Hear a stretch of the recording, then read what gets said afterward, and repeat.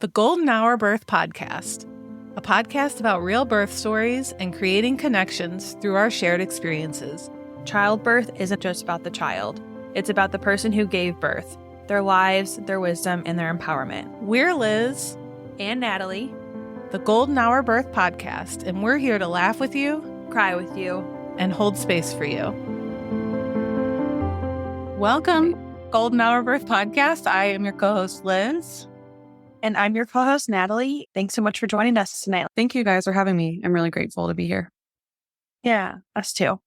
So if you want to go ahead and just tell us a little bit about you and your family, we'd love to hear. Yes, I'm about 30 years old. I am a mental health therapist based outside the Seattle area. I'm specifically interested in trauma, but I am a baby therapist. I've only been practicing about 2 years, so I have a long ways to go. My husband works in tech, and we have a 2-year-old daughter and a small dog. And then I grew up in the Midwest, and we went to college in St. Louis. That's where we met. If you want to go ahead and tell us, like when you guys decided to start a family or getting pregnant and what pregnancy was like.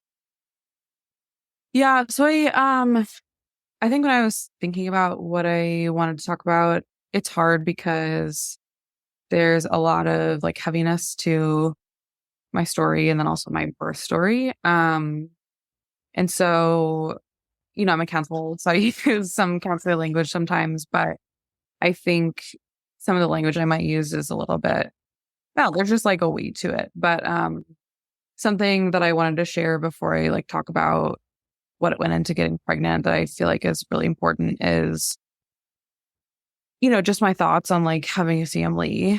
And that really stemmed from my family of origin, which was pretty dysfunctional and pretty abusive. And so it made the journey to becoming a mom really complicated, I think, emotionally, physically, everything.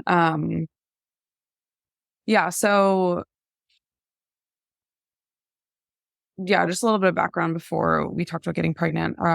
So my parents were both pretty abusive and had really strong narcissistic traits. And I feel like that's a very popular word on TikTok now, but I do mean it in the truest sense of the word. And basically both of my parents were very invasive people and intrusive people, and you weren't allowed to there wasn't such thing as being able to have a boundary with them or have your own voice. You had to be exactly how they wanted you to be. And there was very little feeling that you, what's the word I'm looking for? That you owned your own self, that you owned your own body and your own emotions and your own thoughts and opinions. And so I kind of grew up learning that intimacy is, and relationships and being close to people is violating and results in almost this death to yourself. And so there's a relationship that has to being pregnant, as you can imagine, and being a mom. And there are a lot of ways that showed up in how my birth went and how postpartum and pregnancy went. Mm-hmm. But in particular, image was really, really focused on in my family, and in particular being a small body size, which is ironic because I'm almost 6 feet tall. But being very in shape, and I was an athlete for a long time. I'm a college athlete. But it was just weight was hyper fixated on. And my mom specifically was very cruel about my body and very just critical, incessantly critical about it. And kind of just saying if you are fat, nobody's gonna love you, basically pretty directly. And so, there were just all these things, this perfect storm that was created by my family of origin that led to a really difficult setup that I was stepping into when I thought about, starting a family. So I don't know if that made sense. if I, Yeah. Mhm. um, yeah, Uh, it's pretty heavy. Um, yeah, I'm just looking at my notes to make sure I didn't miss anything. Oh yeah. So the biggest thing that I think it just let me feel was really powerless over my own body. mhm. Um, Now you probably understand why I'm interested in trauma as a therapist, but it also led me to feel like really small and like I lose my voice when I get in stressful situations because with my parents, with my mom especially, like there was no way out. You just had to sit and like wait for it to be over. Yeah, so understandably, I never had a super strong desire to have children. It was never like this super passionate thing. I think I always felt like I was kind of a stranger to kids too. I never really knew what to do with them, and it's probably because I wasn't really much of a kid myself. But then, when I was in college, I kind of had a crisis, and I started seeing a counselor, and kind of a whole new world opened up for me, that like things could be different and I could understand what was going on inside my body. And I felt empowered to like make changes in my life. And I met my husband in college. And I think just some hope blossomed, I guess, that maybe I could have a family and like maybe I could be a mom someday. And so, I did counseling on and off for several years. And when I started my master's program for counseling, I don't know how long it's been now. And I did my internship. I think my faith in my own voice and my own intuition as somebody who could care for other people really, really grew a lot. And I thought, oh, maybe I have the capacity to be a good mom. Um, so there was always this fear, like, am I just going to be just like the environment that I came out of? Am I going to turn into people that I'm really afraid of, and that caused me a lot of pain. So, um, yeah. So towards the end of my master's program, we kind of started talking about, okay, when do we want to start a family? Kind of a long road to licensure. And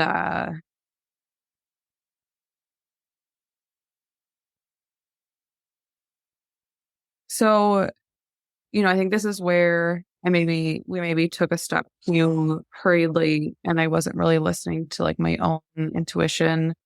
But we were kind of talking, okay, maybe now after I graduate, is a good time. And so I plan when I get anxious. And so I kind of just like jumped into that plan.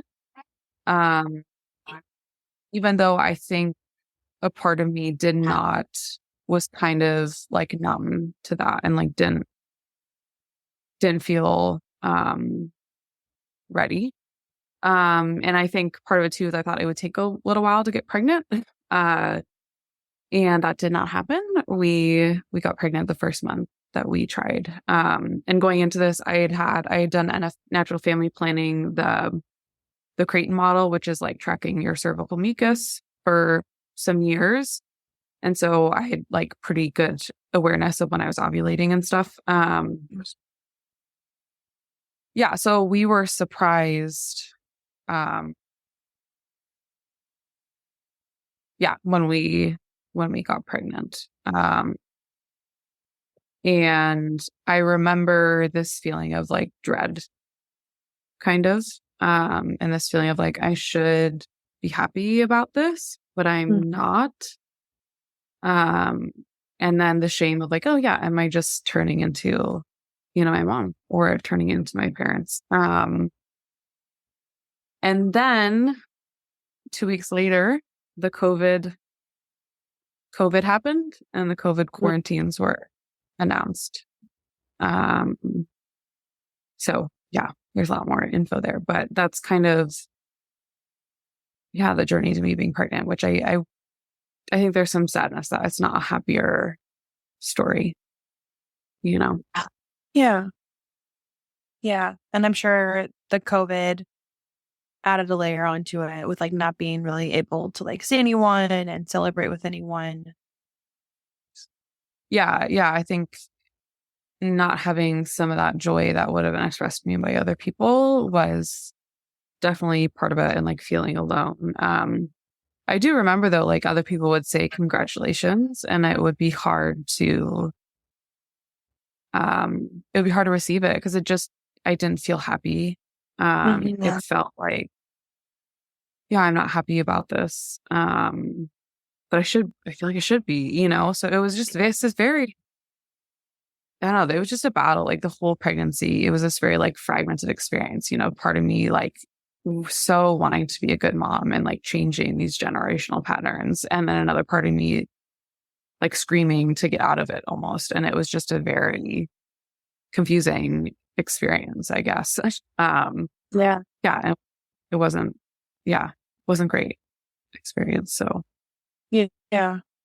Hard when yeah, emotions aren't what you expected or what you want them to be, or yeah. yeah. Yeah. And then it's hard to not feel, shame to compound all that of like, what does this say about who I am? What does this say about how I'm going to be a mom? Yeah. I never had that. I fell in love with my baby while they were in my womb. I never experienced any of that. So, Yeah. Yeah. My partner was just on a few weeks ago, and when I shared the news of like our second pregnancy, it was like met with shock. And so I found myself like kind of like battling him, like, why aren't you more excited? Things like that. And so I can kind of tell like where you're feeling to yeah. how he was feeling. Like I can see it. And yeah, I can understand what you mean when you're saying Yeah. these things. I think part of me, honestly, it felt like when I found out I was pregnant, it felt like part of me kind of crawled into a cave. And then I didn't come out for a really long time. And I think that was compounded by what ended up happening at my birth and afterwards and whatnot. How did your pregnancy progress from there? Yeah, so I think, it's kind of hard to talk about. Like, I'm on here because a lot of this is very difficult time. So probably if I had like a great experience, I wouldn't be motivated to like reach out to a podcast. But, so I think I want to acknowledge that, there were good things about my pregnancy and bad, like, and I'm more focusing on some of the things that were just really difficult. But it's hard because on the whole, it looked like my pregnancy was really good and healthy, like at the big picture. Like it was healthy, it was boring, it was uneventful, in terms of all the scans and everything was pretty routine. And, but like if you looked more closely, it was really, really difficult for me physically and emotionally. So it was kind of this theme of like nothing was severe enough to warrant immediate treatment, none of my symptoms, and yet they were strong enough that it was like debilitating to my daily life. And like what do you call it, like more moderate treatments didn't really work. So I had really severe nausea for like 6 months. It was pretty much 6 full months. It wasn't until the beginning of the third trimester that it went away. And everyone kept saying, oh, it'll go away at 12 weeks. And I waited and waited. And like every week, it just never got better. And I tried like all the basic shit, the like bracelets and the ginger, and like none of it did anything. It was just so hard. Like, and I never had any cravings. It was just like extreme food aversions. I think I basically ate like rice check cereal and milk. Like that's all I ate for the first like 3 or 4 months.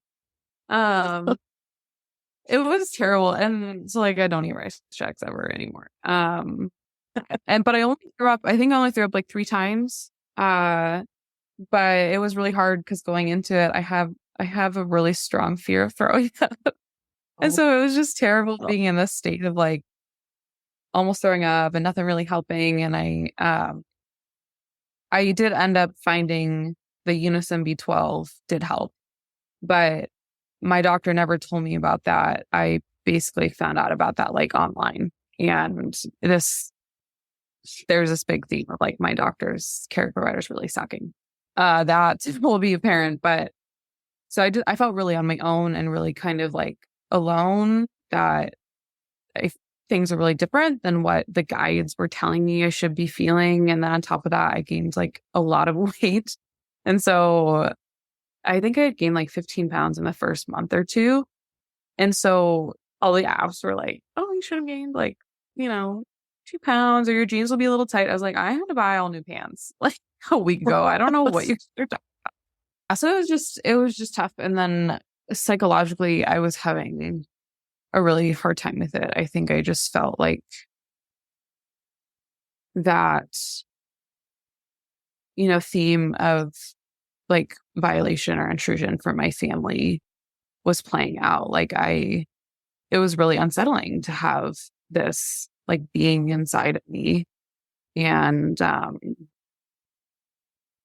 you can't take any space from them. Like there is no boundary between you guys. And so I think it was just really triggering, like from a trauma standpoint, in a way that I was not expecting, and in a way that caused me to kind of shut down. Cause when I'm anxious about something, but I feel like I'm capable of, attacking it, I get really planful and do a lot of research, and I become an expert in it. And I was like completely just like shut down. And it did not help that the whole world was shut down. So I'm sure that also like compounded everything, that I couldn't go anywhere other than my bed anyways. But I remember like I remember being like really dizzy too. And I tried to take my dog for a walk. I don't know, I think at month like 3, just around the block. Cause I was so sick. I was in bed all day, and my husband had to take over kind of like everything. And I got like, I don't know, 50 feet. And I was like, I feel like I'm going to pass out right now. So my husband had to like walk down the stairs of our apartment, like out, and like walk with me back and I just felt so helpless. I went from being like a college athlete to all of a sudden feeling completely like helpless in my own body. And it's like, how could I not be pretty triggered by that? So, yeah, things ended up getting better, like I said, around the 3rd trimester. And I started going on some more walks and stuff. But, like I said, COVID happened. And so literally everything was shut down. Luckily, we lived by this big outdoor trail. And so I was able to go for walks out there. But like there were no in-person resources available at all. We were living in a tiny 2-bedroom apartment. So, it's like by the time I felt well enough to exercise, it was already like 2 months till the baby was going to come. So like, I'm sure there would have been a point, but I kind of felt like, what's the point? And then at that time, actually, I was also finishing my master's degree. So I graduated in June. So I was still finishing all my assignments and doing my finals, and then trying to apply for licensure. And like, I sat for my licensure exam. And all that stuff. So, yeah, it wasn't like a great time. And probably the last thing is our hospital had like temporarily paused their pregnancy classes. I think when like COVID was first announced, I remember like going online to look at what the classes were that were available, and they like temporarily paused them. I imagine they were trying to like set up an infrastructure for doing it online or something. And I think it was a while before they resumed them, because I remember telling my OB, who was sucky and completely unhelpful, but I remember telling him that, hey, what birth class would you recommend? Because your guys' isn't going right now. And he recommended this one nearby me that ended up being really unhelpful. It went over like super high level, didn't really go over the risks of any of the modes of delivery, didn't even cover instrumental deliveries. Like it basically didn't cover anything that happened during my birth. So, yeah, there was just like a complete, void of resources being pregnant in COVID. Yeah. Yeah. I don't know. I'm sure that's something you guys have like heard talking to other people. Yeah. We were both pregnant COVID too, but I for my second. So Yeah, I couldn't imagine not being in the impulse class. That sounds really tough. Yeah. Yeah. I did my COVID classes or my birth classes in like 2021 because I had my son in April and they were all online. And then all Yeah. my meetings with my doula were all online. And then we had one in-person class, Yeah. just so she could like show us like Yeah. labor, birth positions. That was really it. So I get Yeah. where you're coming from. Yeah. And you know, Seattle's pretty like it's more on the liberal side. So I think our COVID, you know, responses or quarantines are probably more strict than other places, especially like Missouri. And so that probably played a part in it too. Which I, you know, I'm grateful for is neither good nor bad. But yeah, so I did, you know, on one hand, um, there's a part of me that feels guilt for not doing more. And like if I had done more while I was pregnant and prepared more, maybe I could have avoided what happened to me. Like it's my fault. And at the same time, you know, when I really like go through it, I didn't have any friends who were pregnant or had ever had a child. And so I also didn't have social media. So I was kind of going off word of mouth and recommendations, you know, online for the birthing hospital that I chose, which was highly, highly recommended. Now I have Facebook, but it's like the main place everyone around me recommends. And the doctor I chose, he's like highly rated. He's like very in demand. And I also did pick a doula who was a part of a lactation consultant agency. So I also got set up with a lactation consultant prior to giving birth. I wasn't like very excited about breastfeeding, but I was like, I might as well try it. I ended up having insufficient glandular tissue. And so I wasn't able to make very much milk, just like anatomically, not to mention probably psychologically from everything that happened with the birth. And then the short time I did breastfeed, I'm pretty sure I had, I don't know how to say it, like is it Demer or D-MER? Yeah. Because I had like extreme aversion while I was breastfeeding, like I'm being suffocated, like get away from me. Like it felt like my skin was crawling. It was a very, very like dysregulating experience. So yeah, I like look at all the ways that I did try, you know, I went to the birth class that the guy recommended. I read, you know, I skimmed through what to expect and I read Ina May's book. Mm-hmm. Both were completely unhelpful because neither of them covered anything that happened in my birth either. So it just kind of felt like I tried in the best way I knew how, but everything that I tried just like missed the mark. And then my doula seemed to have good credentials. Like she claimed to have trauma training and stuff. And yet just everything that I know about trauma now, it didn't play out. Like, I don't know. So the lactation consultant was amazing though. So she was great. She ended up being really, really awesome. Even though the breastfeeding didn't really work out very long, but she was super awesome. So yeah, that was my pregnancy. Yeah, pretty much. Yeah. Sounds like you prepared as best as you could though, you know, like and a great variable birth and all. Yeah. And it's hard to like, you know, you don't know. Yeah. And so there's things that like, yeah, I didn't know, which is part of becoming on here is I just feel like I have so much anger about how little informed consent there is around the different modes of delivery. And yeah, you know, I think it depends on the area of the country you're in, but in this area, there is a huge like pro vaginal childbirth, pro unmedicated childbirth, pro breastfeeding, like pro that group. And there was never like a decision given to me. Like you have a decision here on what mode of delivery you want to pick. Mm-hmm. And while I was pregnant, I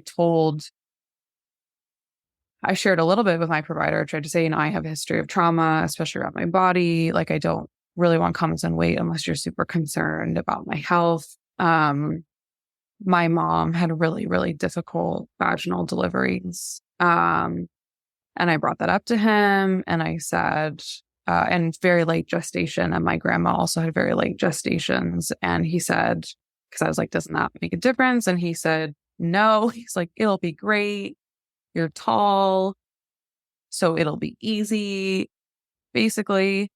And I was like, okay, like, and I brought up it again a couple times and he just said the same thing. And then I brought up a couple other things, like I've had pretty low blood pressure most of my life. And obviously when I gained weight when I was pregnant, it went up to like kind of a normal range. But I was like, I know the epidural can lower your blood pressure and I'm concerned about that. And he's like, oh, don't worry about it. They just give you medication and that fixes it.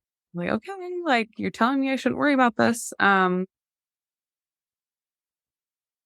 And yeah, so there were just things I tried to bring up and I felt like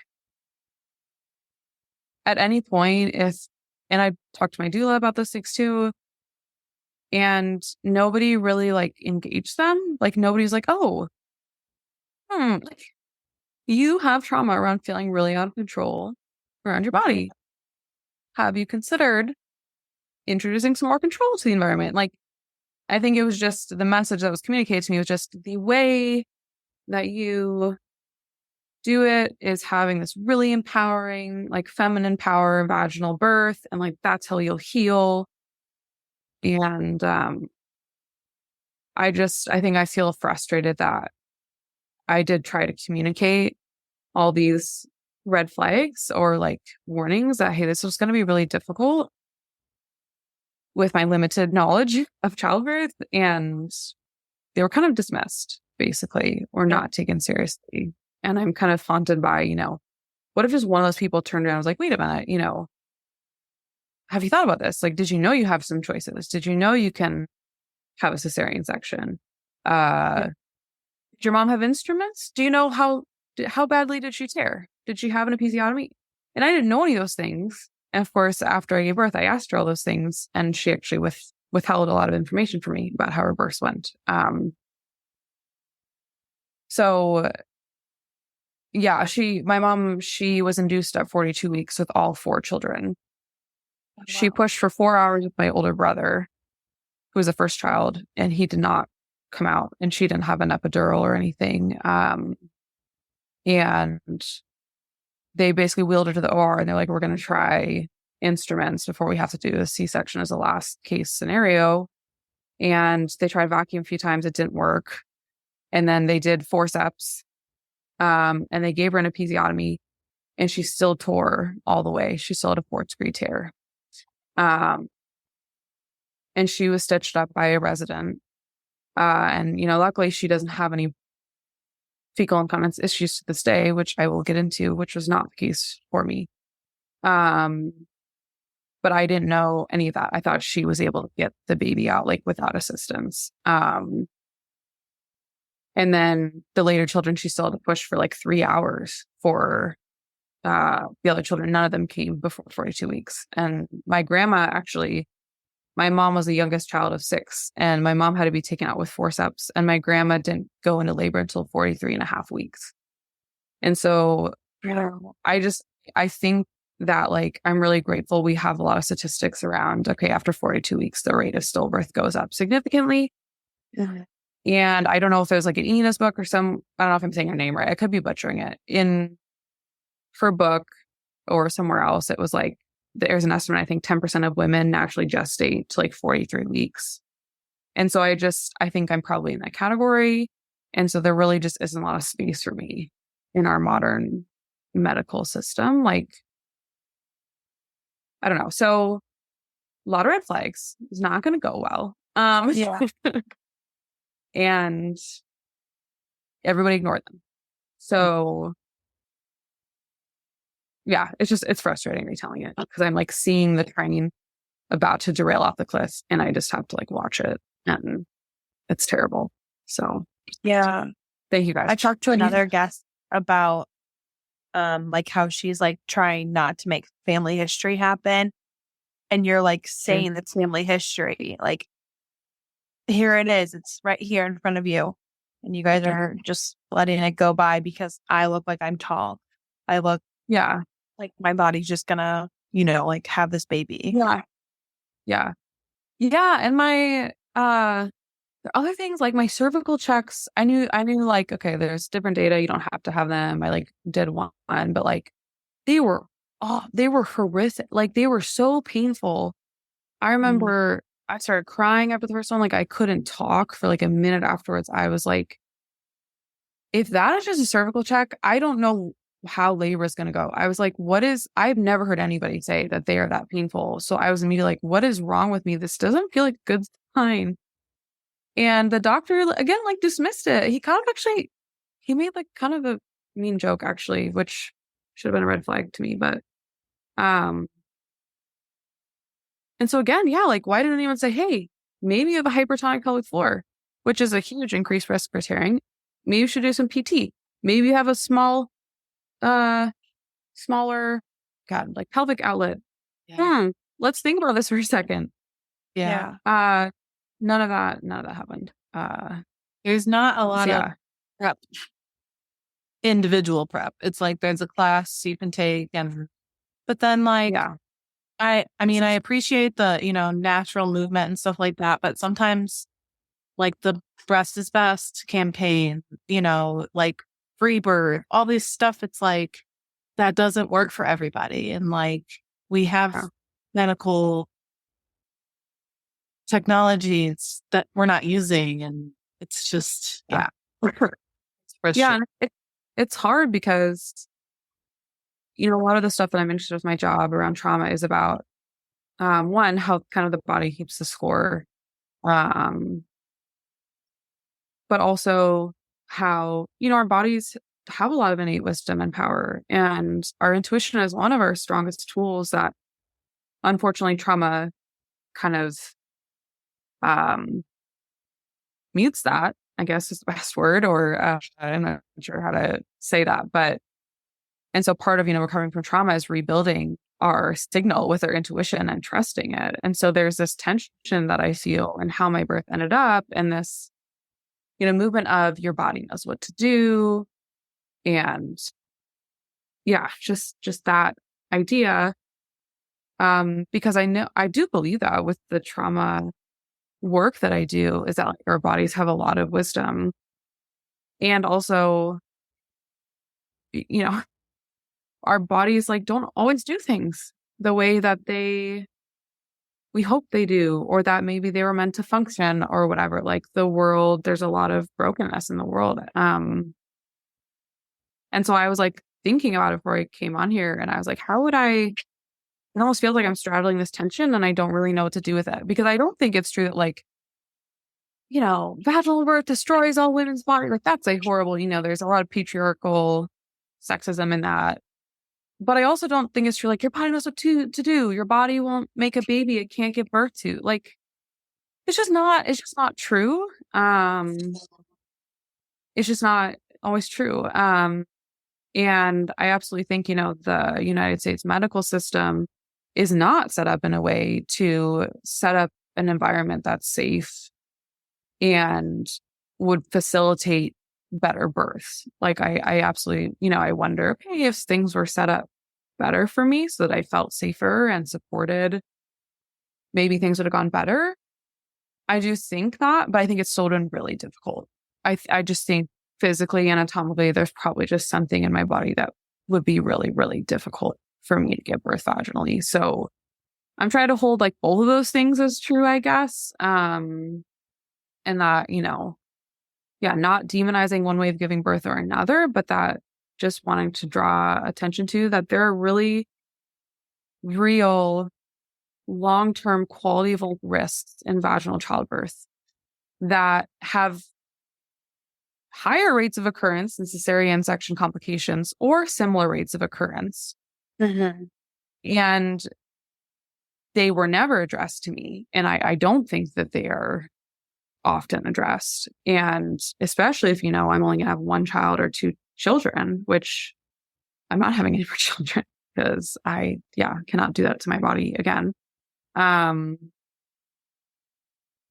maybe an elective cesarean would be a good choice for you, especially if you have a history of trauma, especially, XYZ things. And so I don't know. I have a lot of thoughts and feelings about it. So yeah, for sure. I think seeking out, like you said, trauma-informed doula and OB or midwife or whatever it is very important, and it's not that prevalent in the birth. There's a book called When Survivors Give Birth, and I don't know if you guys have heard of it. I think I might. Okay. But I actually haven't read it. It's on my, of course, nightstand with like 80 other books that I also haven't read. But I think it's directed at like sexual abuse survivors and giving birth. But I think it would probably be a good resource to anybody who has experienced trauma, specifically around like feeling powerless, not having a voice, not having boundaries in relationships, et cetera, because all those things apply. And so, yes, like sexual abuse and sexual trauma are unique and devastating in their impact. There are like broader generalizations that can be applied to any sort of trauma or complex abuse that I think people could benefit from. And so I wish I had read that. And I wish I had read, there's actually a book, and it's most of what I wanted to talk about for just some of the postpartum recovery. But it's called Ever Since I Had My Baby, and it's by a urogynecologist named Roger Goldberg. And I think it's by far like the best book that all women should read when they're pregnant. He basically lays out like the pros and cons of each mode of delivery. And then also like different facets of giving birth, like how long should you, what's the best way to push? How long should you push for? It's like each minute you push over an hour, it's like your risk of pelvic floor damage increases like by a significant percent, for example. Like here's all these statistics. And then he also talks about the different ways to address like pelvic floor dysfunction that happens after birth. And he is a doctor, so, I think there are some ways that it falls short. Like, he talks about Kegels, which is, I think, modern ways to approach pelvic floor recovery is more about like holistic, like core and pelvic floor relationship and reducing intra-abdominal pressure and stuff like that. So, there's things that fall short, but it was the most like honest and informed discussion of vaginal childbirth versus cesarean section. And he even has a quote. He was like, my goal in this is not to tell you to get one or the other, but is to let you know, like men are counseled on the risks of, when they get like a vasectomy or when they get surgery in that area of their body. And just because it's a naturally occurring pregnancy is a naturally occurring thing doesn't mean you don't also deserve informed consent about what could happen to you. So yeah, I just recommend it. Yeah. True. Yeah. Very good book insight. What was it called one more time? It's called Ever Since I Had My Baby, and it's like red and yellow, and it was written in 1990, I think, so it's a bit old. But all of the statistics, especially the ones about like severe tearing, are similar to ones that I've read in recent research articles. So I can't imagine it's changed that much.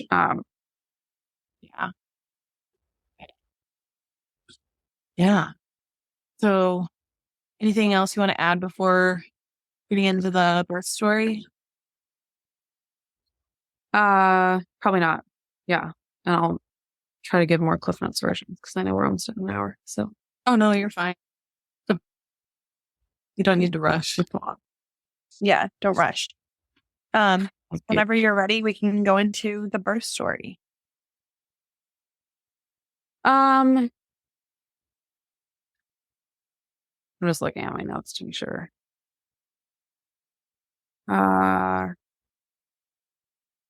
I don't know. I'll try to keep it short. So kind of like I said, my mom went really late, and so I was like, I'm probably going to be induced anyways at 42 weeks. So I think, and I'm worried, I'm, 6 feet tall. My husband's like about my size, and then he's pretty like dense. And so I was like, I'm worried about this baby being big too. And because of the weight that I gained, even though I technically didn't have GD, I was like, oh, I feel like this baby is going to be big if we let him go to 42 weeks and then we induce. So, he told me about the Arise study, but I was like, I'd like to let my body at least have a chance. But we scheduled an induction for 41 weeks. Maybe there was no sign of labor till then. I did the Foley induction, so they put it in me, and then I actually went home and had it was just awful contractions for a few hours. And I was like, oh, I'm going to need that epidural because this is terrible. And then, so that dilated me a few centimeters. And then a couple days later, I went in for the induction, the Pitocin induction, and it started, at 8 a.m. or whatever it was. And they slowly ramped it up, and kind of just like everything went wrong in labor, except my daughter was great. So that was great. But everything went wrong aside from like death, And so I remember around like 11 a.m., he was like, do you want me to break your water? And I was like, you're the doctor, so if you're recommending it, sure. So the contractions were fine until then, but they became like, they were horrific, like as soon as the water broke. And like I immediately yelled there was I think they do fentanyl. There's no gas at the hospital. And so I yelled for that, like while they were getting the epidural. And I was like, I don't care what you do to me, like get this pain to stop. And I was completely gone. Like at that point, no, that's a lie. I think I was still holding out for the epidural. And so I was psychologically still a little bit there. So they came in and did the epidural, and it tanked my blood pressure. And also it didn't work on like half of my body. It didn't work at all on half my body. And the other half, it only like sort of worked. So my blood pressure, I think it was like a little under 90/50. I think it was like 85/45. And they tried to give me the medication to like make it go up, and it like barely went up. So I think it was around like 95/55, just like the rest of the time. And now I hear stories of other women going, oh yeah, they like tried reinserting the epidural. They tried redoing it. And that was never offered to me at any, like, they were just like, this is how it is. I was just, I can't even talk.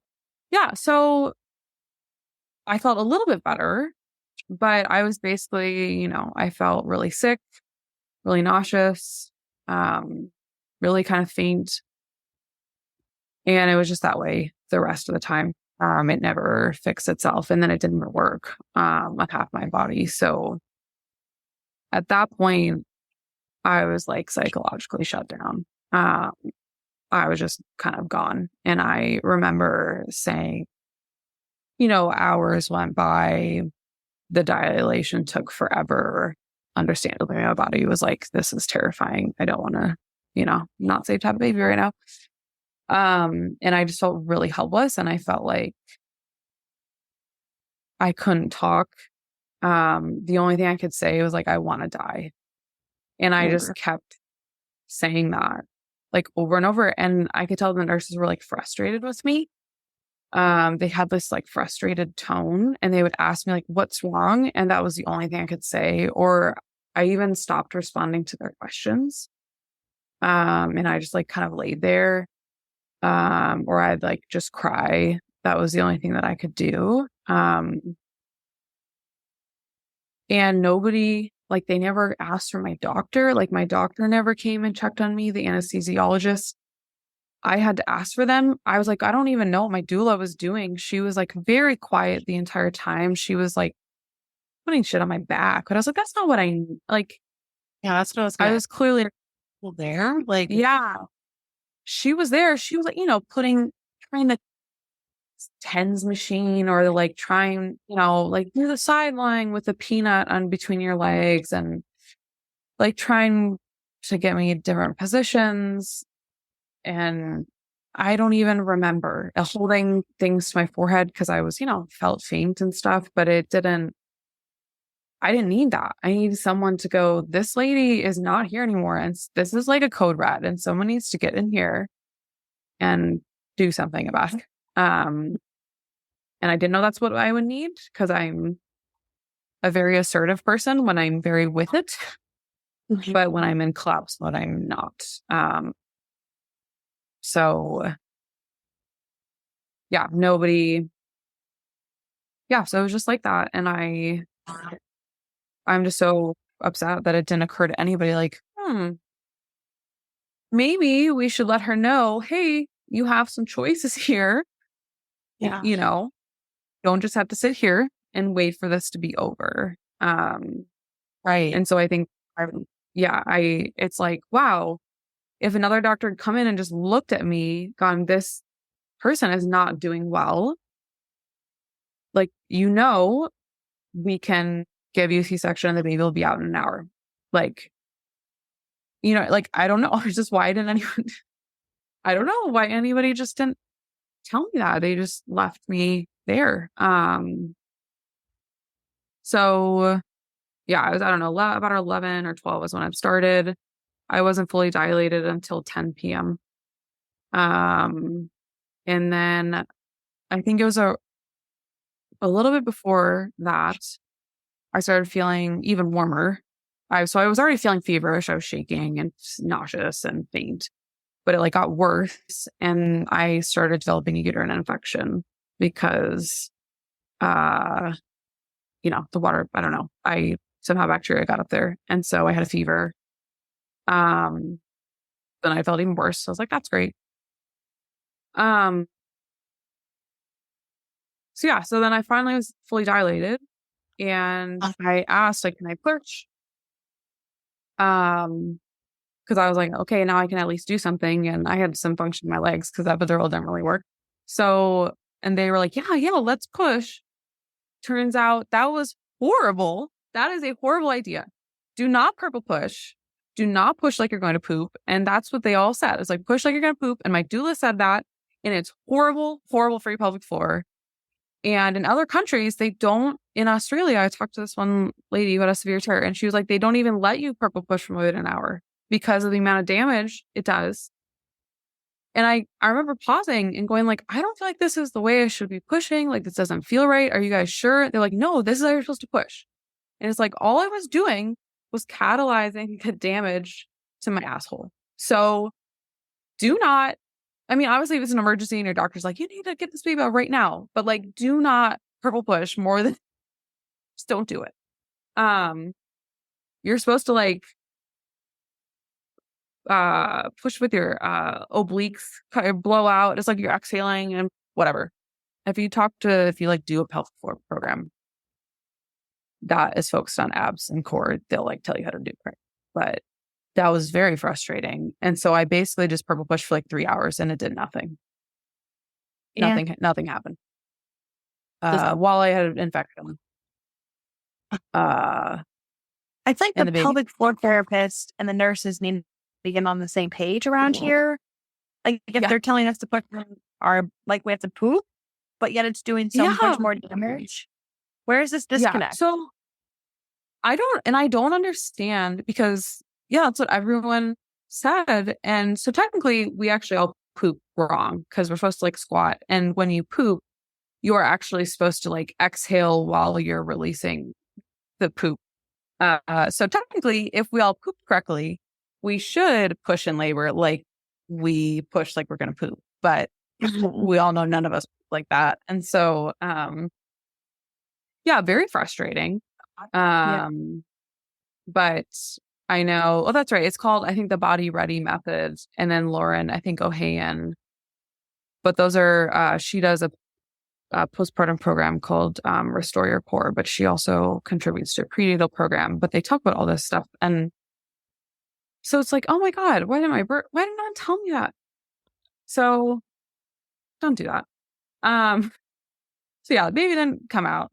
And I was like, okay. So the doctor comes in, and it was a different doctor. It was a different delivering doctor, which I didn't know. And he goes, you know, first time moms can push up to 4 hours. And then at that point, you need help getting it out. I was like, no, I need help after an hour. But actually, I needed help like after my water broke, but it's fine. And he's like, your choice is either assisted delivery or a C-section. He was on like the other side of the room. Like he came into the room and he was so far away from the bed. It was frustrating. I don't like him. And I was like, what does assisted delivery means? And he was like, well, forceps. And I immediately remember like my stomach sinking because I didn't know anything about forceps. I thought nobody used them anymore. And I was told, oh, people only use vacuum anymore. And turns out he was the literally only doctor in the entire hospital that still used forceps. So not very good luck. And so I felt like in that moment, and people say, oh, C-section is major abdominal surgery. But like what 30-year-old has ever gotten abdominal surgery to where they actually know what that means? Like I was like, I'm an intelligent person. I know generally what surgery involves. Like I don't actually know. Like when you say major abdominal surgery, that doesn't actually tell you anything unless you've had surgery before and you know the risks. And so just in that moment, I felt so helpless and like, I know nothing here, and nobody prepared me for this moment, and nothing I read prepared me for this moment. And so I'm going to have to trust this guy.